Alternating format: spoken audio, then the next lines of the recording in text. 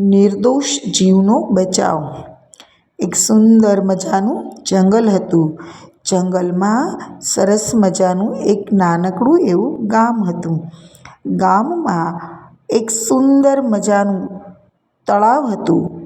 તેમાં તળાવની બાજુમાં જ ખેડૂતનું ઘર હતું। એટલે ખેડૂત તળાવની પાસે ઊભા રહીને આ દ્રશ્ય જોયા કરે। બતકો કેવા સુંદર રીતે તરી રહ્યા છે, તેમાંથી આ બતક તેને ખૂબ વહાલું લાગ્યું। એક દિવસ એક બતક તેને ખૂબ ગમી ગયું અને તે બતકને વહાલ કરવા લાગ્યા। એટલે બતકને સામે કિનારે જવું હતું। એટલે લાકડાનો પુલ હતો તે ઘણો જૂનો હતો।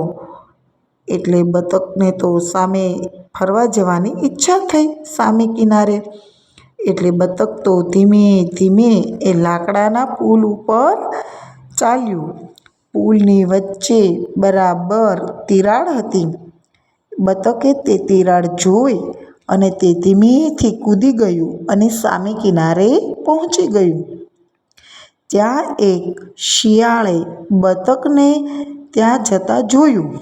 એટલે શિયાળનું મન તો બતકને ખાવા લલચાયું અને બતકને ખાવાની ઈચ્છા થઈ। તે તો ધીમે ધીમે બતકની પાછળ જાય છે। એટલે બતકને આ વાતની ખબર નથી। તે પેલા પુલ ઉપર શિયાળ તો ચાલે છે, પણ તે પુલ ઉપર તિરાડ હતી તે શિયાળે જોઈ નહીં। એટલે શિયાળનો પગ તે તિરાડમાં ફસાઈ ગયો અને શિયાળના વજનથી તે પુલ તૂટી ગયો। શિયાળ નદીમાં પડી ગયું અને નદીના પ્રવાહમાં તે તણાઈ ગયું। બતકને આ વાતની કોઈ પણ પ્રકારની ખબર ન હતી। એ તો પોતાની મસ્તીમાં જ સામે કિનારે પહોંચી ગયું અને મજાક કરવા લાગ્યું। શિયાળે બતકને ખાવાની ઈચ્છાથી બતક સાથે દગો કર્યો। પણ જુઓ મિત્રો, આપણા સાથીદાર શિયાળનું હાલત જુઓ।